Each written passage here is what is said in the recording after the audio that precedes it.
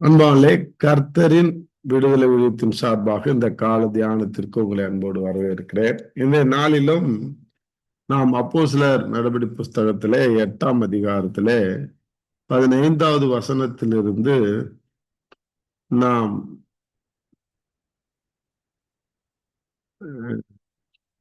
20வது வசனம் வரைக்கும் வாசித்து அதுல இருக்கிற ஜெப குறிப்புக்காக நம்ம ஜெபிப்போம். அப்போஸ்தலர் நடபடி புஸ்தகம் 8:15. இவர்கள் வந்தபொழுது அவர்களில் ஒருவனும் பரிசுத்த ஆவியை பெறாமல் கர்த்தராகிய இயேசுவின் நாமத்தினாலே ஞானஸ்தானத்தை மாத்திரம் பெற்றிருந்தார்களாக கண்டு அவர்கள் பரிசுத்த ஆவியும் பெற்றுக்கொள்ளும்படி அவர்களுக்காக ஜெபம் பண்ணி அவர்கள் மேல் கைகளை வைத்தார்கள். அப்பொழுது அவர்கள் பரிசுத்த ஆவியை பெற்றார்கள்.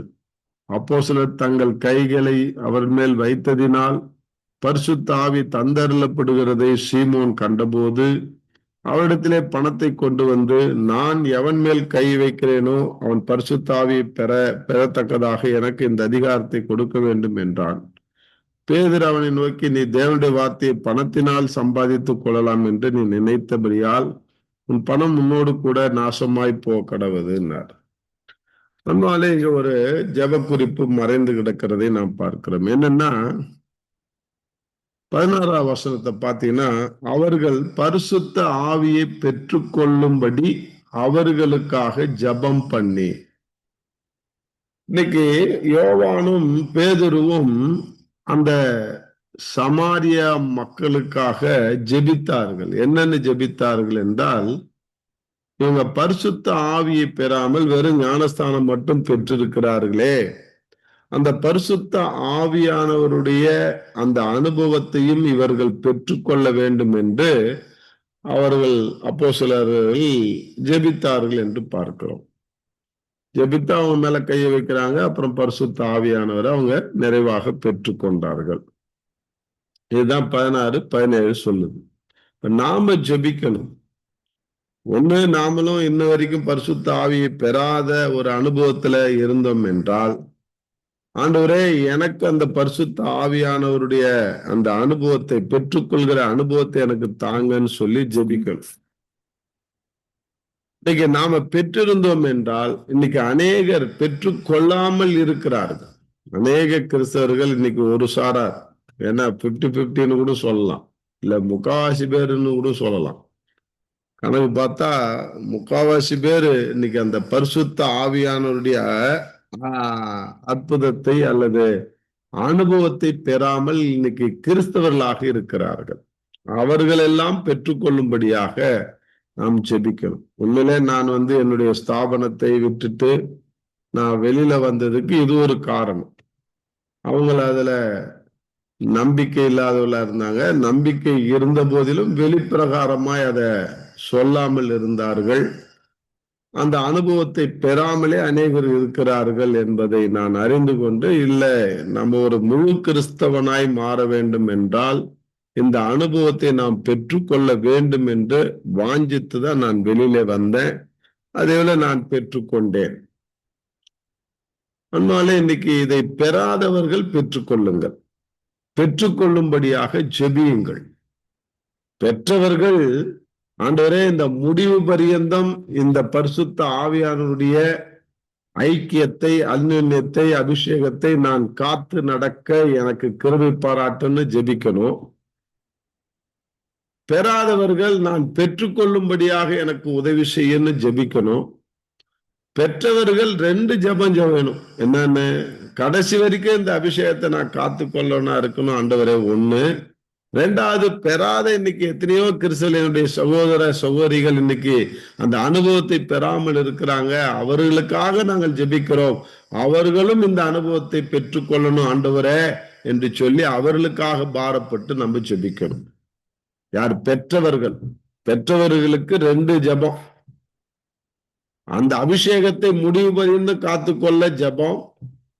அபிஷேகமே பெறாத அநேக கிறிஸ்தவர்கள் பெற்றுக்கொள்ளும்படியாக ஜெபம். 2 ஜெபத்தை நம்ம ஏறெடுக்கணும். பெற்றவர்கள் இன்னும் வரைக்கும் நான் பெறவே இல்லை, அந்த அனுபவத்தை நான் பெற்றுக்கொள்ளவே இல்லை, நான் கிறிஸ்தவனா இருக்கிறேன், ஞானசானம் வாங்கிட்டேன்னு சொன்னவங்க, ஆண்டவரே நானு மரிப்பதற்குள்ள அல்லது உம்முடைய பரலோக ராஜ்யத்துல உம்முடைய வருகையில நான் எடுத்துக்கொள்ளப்படும்படியாக நான் அந்த அபிஷேகத்தை அல்லது அந்த பரிசுத்த ஆவியானவருடைய அந்த அனுபவத்தை நான் பெற்றுக்கொள்ள வேண்டும், நிறைகிற அனுபவத்தை நான் பெற்றுக்கொள்ள. அந்த அதை சொல்லுவாங்க அப்போஸ்தல நடவடிக்கையில 2ஆம் அதிகாரத்துல பாத்தீங்கன்னா அந்த பெந்தகோஸ்தே அனுபவம்னு சொல்லுவாங்க.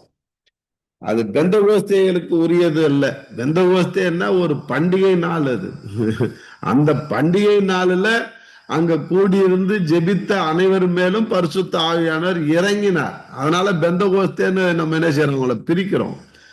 அந்த பெந்தகோஸ்தே நாளில் அந்த அனுபவத்தை பெற்றார்கள், பரிசுத்த ஆவியினால நிரப்பப்படுகிற அனுபவத்தை.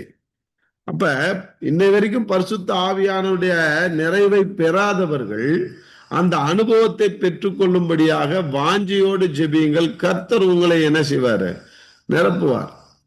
அதனால இன்னைக்கு நம்ம அதோட இல்லாம வாஞ்சையோடு ஜெபியுங்கள்னு சொன்ன, அடுத்தது கருத்தா ஜெபியுங்கள்னு சொன்னேன். கருத்தோடு ஜெபிக்கும் போது அது கிடைக்கும், மன வாஞ்சையோடு ஜெபிக்கும் போது அது ஆண்டவர் தருவார். அடுத்தது தகுதியோடு ஜெபிக்க வேண்டும்.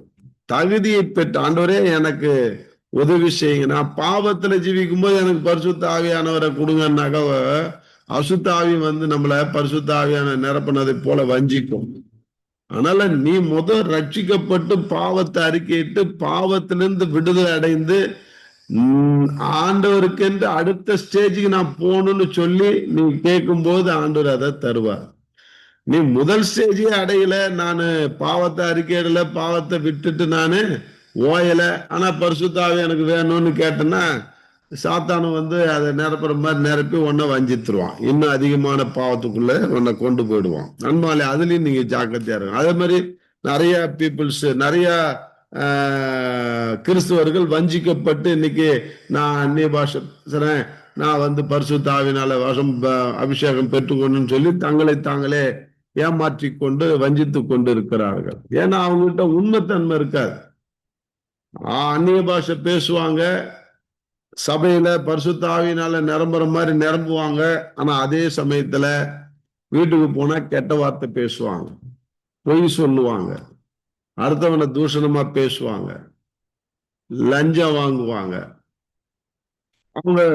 அவங்களுடைய வாழ்க்கையில சாட்சியற்ற ஒரு வாழ்க்கை வாழ்ந்து அநேகருக்கு இடர்லா இருப்பாங்க. அந்த மாதிரி பரிசுத்த ஆவியானவருடைய அபிஷேகத்தை பெற்றுக்கொண்டேன்னு சொல்லி தங்களை ஏமாற்றி கொண்டவர்களும் உண்டு. அவர்களுக்காக நம்ம ஜெபிக்கணும். நான் இதெல்லாம் ஏன் பகுத்து உங்களுக்கு சொல்றேன்னாக்கா, இதனாலதான் இன்னைக்கு பெற்றுக்கொள்ளாமல் இருக்கிறவர்கள் அவர்களை பார்த்துதான் இவங்க என்ன செய்யறாங்க, அந்த மாதிரி ஆவியை நம்ம பெற்றுக்கொள்ளவே தேவையில்லைன்னு ஒதுக்குறாங்க. நான் இருந்த சபையில அப்படிதான் சொன்னாங்க, அதனால்தான் இதை சொல்றேன். பெந்தகோஸ்துக்காரன் சொல்ற பரிசுத்த ஆவியினால அபிஷேகம் பெற்றுக்கொண்டான்னு சொல்ற, அவன் கெட்ட வார்த்தை பேசுறான், தம் அடிச்சுட்டு போறான், தண்ணி அடிக்கிறான், அப்புறம் இவன் எந்த ஆவியில நிரம்பினான்னு கேட்டாக்கா பதில் இல்லை என்கிட்ட. அதனால பரிசுத்த ஆவியானவர் இல்லைன்னு ஆயிடாது, அது அவங்க புரிஞ்சுக்கல. அன்பாலே அப்ப நாங்க உண்மையிலே நான் ஆராய்ந்து பார்த்ததுல எனக்கு கிடைத்த ரிசல்ட் என்ன அப்படின்னாக்கா, விடை என்னன்னாக்கா, ஏன் ஆண்டவரே இப்படிப்பட்ட ஒரு அவல நிலைமை, அபிஷேகம் பெற்றவனிடத்திலே அவல நிலைமைன்னா, அவன் முழுசா மனம் திரும்பாத அந்த அபிஷேகத்தை கேட்டதுனால பிசாசானவன் என்ன செஞ்சான், வஞ்சித்து அவனை அவனுடைய அபிஷேகத்தை கொடுத்துட்டு நான் கொடுத்த மாதிரி அவனை ஏமாத்திட்டு இருக்கிறான்ட்டார். அன்பாலே இதுல ஜாக்கிரதையா இருக்கணும். இன்னைக்கு இந்த மாய வித்தைக்காரன் இவங்க கைய வச்ச உடனே அந்த பரிசுத்த ஆவியானவர் அவங்கள நிரப்புறான்னு தெரிஞ்சு காசு எடுத்து கொடுத்துட்டு எத்தனை லட்சம் எடுத்து வந்தானோ, இந்த காரியத்தை நான் பெற்றுக்கொள்ளும்படியா நான் அவன் மேல கை வைக்கணும், அவன் பரிசுத்த ஆவியான அபிஷேகம் பெறணும்னு எனக்கு அந்த வரத்தை கொடுங்கன்னு கேட்கிறான். வரத்தை காசு கொடுத்தா வாங்க முடியும்? அன்பாலே இன்னைக்கு அப்படிதான் இது இருக்குது. இன்னைக்கு மக்கள் வஞ்சிக்கப்படுகிறார்கள், அலசடிப்படுகிறார். அதனால ஒரு சாரார் என்ன செய்யறாங்க, அந்த பரிசுத்த ஆவியானவரே வாண்டான்னு ஒதுக்கிடுறாங்க. இந்த வம்பு எதுக்கு அப்படின்ட்டு. அன்பாலே நீ தகுதி உள்ளவனாய் இருந்து உண்மையிலே உன்னை மனம் திரும்பி ரட்சிக்கப்பட்டு நீ ஆண்டவர்கிட்ட ஞானசானம் பெற்று, நீ ஞானசானம் பெறாம இருந்தா கூட உன்னை ஆண்டவர் நிரப்புவார். ஏன்னா அதுக்கு அப்போஸ்தலர் 10ஆம் அதிகாரத்துல அதுக்கு சம்பவங்கள் இருக்கு, நம்ம அதை பார்க்கும்போது வரலாம். புறஜாதியார் கொர்நேலிய வீட்டுல புறஜாதியார் முதல் ஆண்டுடைய வார்த்தையை கேட்டு அவங்க ஜெபிக்கும் போது எல்லார் மேலயும் பரிசுத்த ஆவியானவர் இறங்கினார். நீ ஞானசானம் பெற்றாதான் இறங்குவாருன்னா கிடையாது. அப்ப அந்த இருதயம் தான், அந்த மனசுதான் ஆண்டவருக்காக நான் எதையாவது தியாகம் பண்ணணும் ஆண்டவரே என்னை நிரப்புங்கப்பா அப்படின்னு சொல்லும் போது ஆண்டவர் நிரப்புவார். ஏன்னா நீ நானும் ஆண்டவருக்கு உபயோகப்படுகிற ஒரு கழுதையாக, ஒரு பாத்திரமாக ஆண்டவர் விரும்புகிறார். அன்பாலே நாம் ஆண்டவரை சுமந்து செல்லக்கூடிய ஒரு பாத்திரமாய் மாறணும். இன்னைக்கு காலையில ஒரு குழுவினருக்கு நான் வார்த்தை கொடுத்தேன். யோவான்ல ஆண்டவர் ஒரு கழுதையை தேர்ந்தெடுத்தார். ஏன் ஒரு குதிரையை தேர்ந்தெடுத்திருக்கலாம், வேற ஏதாவது ஒரு வாகனத்தை தேர்ந்தெடுத்துக்கலாம். ஏன் கழுதையை தேர்ந்தெடுத்தார்? அது எளிமையான ஒரு விலங்கு, அது பொறுமையான விலங்கு. அப்ப அவரு சாந்தமும் நீடிய சாந்தமும் பொறுமையான ஒரு தேவன் அந்த மாதிரி ஒரு கழுதையை தான் தேர்ந்தெடுக்கிறார். இன்னைக்கு நாம தான் அந்த கழுதைன்னு எனக்கு ஆண்டவர் சொன்னார். நீ தான் அந்த கழுதை, உன் மேல் தான் நான் ஏறி டிராவல் பண்ண விரும்புறேன். ஆனா உனக்கு பெருமை பிடிக்க கூடாது. அந்த கழுதை மேல ஏசாண்டர் உட்கார்ந்தனால மக்கள் எல்லாம் என்ன செஞ்சாங்க? தலைகளை விரித்தார்கள், சட்டைகளை விரித்தார்கள். கழுதை நினைச்சுதான் எனக்காக தான் இந்த மரியாதை கொடுக்குறாங்கன்னு நினைச்சா நியாயமா? கழுதைக்கு மரியாதை இல்லை, கழுதை மேல ஏறிட்டு வர ஏசாண்டவருக்கு தான் மரியாதை கொடுத்தாங்க. அதே போலதான் நாம நத்திங். நம்ம மேல டிராவல் பண்ற இயேசுதான் நம்மளை கொண்டு பெரிய காரியம் செய்யறாரு. அவருடைய வார்த்தையை, அவரை நாம கொண்டு சென்று அநேகருக்கு சேர்க்கிறவர்களாய் மாற வேண்டும். அதனால இன்னைக்கு நாம எப்படி இருக்கிறோம்? அந்த பரிசுத்த ஆவியானவருடைய நிறைவை பெற்றுக்கொள்ள வேண்டும். அதுதான் ஆண்டவர் சொல்றார். ஜலத்தினாலும் பரிசுத்த ஆவியினாலும் ஞானஸ்தானம் வாங்கலைன்னா நீ பரலோகம் வர முடியாதுன்னு ஆண்டவர் உயிரோடு இருக்கும்போது சொன்னார். அப்ப செகண்ட் பேப்டிசம் இதுன்றாங்க. முதல் பேப்டிசம் நீரினால எடுக்கிறது. இரண்டாவது பேப்டிசம் என்பது ஞானஸ்தானம் என்பது பரிசுத்த ஆவியினால வாங்குவது. அன்பாலே அது பேப்டிசம்னாலே முழுகுதல் என்று அர்த்தம். முதல் தண்ணியில முக்கி எழுந்திருக்கிறது நம்ம பாவத்துக்கு செத்து நீதிக்கு பிழைக்கிறேன் என்று அர்த்தம். இரண்டாவது பரிசுத்த ஆவியினால அபிஷேகம் பெறுவது, அதுல முழுவது என்ன அடையாளம்னா பரலோக ராஜ்யத்துக்கு பங்குலோலை, அதாவது கிடைத்த நாம் பெற்றுக்கொண்ட அனைத்து காரியத்தையும் நாம கடைசி வரைக்கும் செய்யறதுக்கு பரிசுத்த ஆவியானவர் துணை புரிய வேண்டும். அவருடைய துணை இல்லைன்னாக்கா நம்ம பெற்றுக்கொண்ட ரட்சிப்பை நம்ம விட்டு ஓட்டிடுவோம், தொலைச்சிடுவோம்.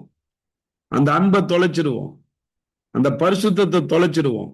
அன்பாலே முடிவு பரியந்தம், அதாவது உன்னுடைய மரண பரியந்தம் அல்லது ஆண்டுடைய வருகை பரியந்தம் நீ நானும் பரிசுத்தத்துல காத்து கொள்ளப்படணும்னா, அன்புல காத்து கொள்ளப்படணும்னா, ரட்சிப்புல காத்து கொள்ளப்படணும்னா அதுக்கு நமக்கு துணையாளர் தேவை, பரிசுத்த ஆவியானவர். அதுக்குதான் நம்ம பெற்றுக்கொள்ளணும்.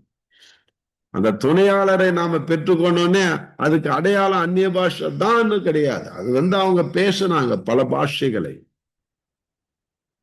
அதனால இன்னைக்கு நம்ம முழுகுதல் அப்படின்னும் போது, நான் இப்ப சமயத்துல எங்களுடைய கிளாஸ்ல படிச்சது, பிஹெச்டி கிளாஸ்ல என்னன்னா, முழுகுதல் என்னாலே நம்மளை அதுதான் ஆளுமை பண்ணணும். இப்ப நீர்ல முழுகிறேன்னா நீர் ஒன்னு ஆளுமை பண்ணணும். நாங்க இப்ப கணுக்கால் அளவு நீர்ல நீ நின்னுன்னா ஒன்னு ஆளுமை பண்ணுமான்னா பண்ணாது. முழங்கால் அளவுல ஆளுமை பண்ணுமுன்னா அதை நீ ஆளுமை பண்ணிடலாம், அதை ஓவர் கம் பண்ணிடலாம். ஒன்ன ஓவர் கம் அது பண்ணணும்னா நீ என்ன இது நீச்சல் அளவுக்கு ஆழத்துல உன் தலைக்கு மேல தண்ணி ஓடினாதான் அது ஒண்ணு ஆளுமை பண்ணும். நீ என்ன செய்வ? டம்மி பீஸ் ஆயிடுவோம். உன்னால ஒன்றும் பண்ண முடியாது, அது ஆளுமை பண்ண முடியாது.